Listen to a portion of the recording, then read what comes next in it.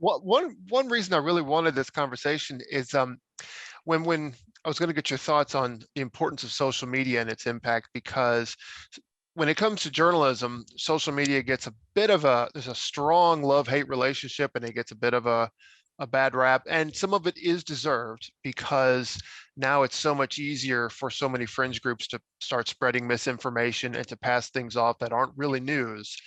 And that becomes a problem because people start to get in their echo chambers and only hear what they want to hear.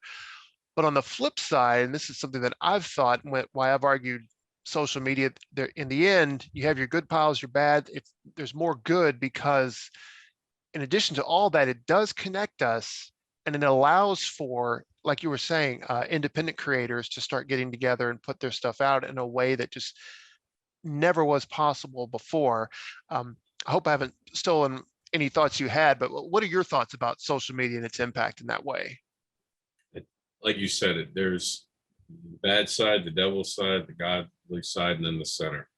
And you can make that echo chamber that becomes dangerous, says all the things that you might not feel like you're allowed to say. And that can become dangerous because they can reinforce bad ideas instead of dealing with them. We see the abuse. And on the other side, you can meet people who are going to inspire your world. I mean, I went through a lot, especially with my mother's death and dealing with a lot of childhood trauma in the last 5 years. And I'll tell you something, I watched those videos of just motivational speeches, and that rose me up. And I wouldn't have had that because that's part of social media. That's YouTube. We forget how much we have now versus just 100 years ago where someone died because they didn't wash their hands. Like, we are a privileged generation that can connect with people from across the globe. My rules about social media is, first off, when strangers are yelling at you, remind yourself they're strangers. They have no idea who you are.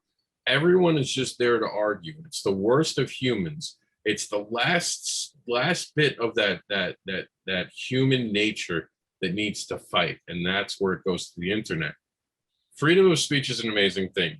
You can walk away and not listen to someone who's talking to you. Why on social media do you stay and take the abuse?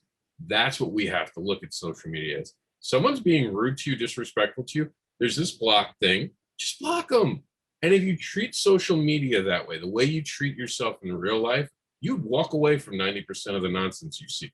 You'd be like, oh, I'm not going in there. I can tell that's not a place I'll be happy. Treat social media that way. Find the good hangouts for you. Find where you're going to be happy. Don't get to places that we all inherently know when we say something out loud.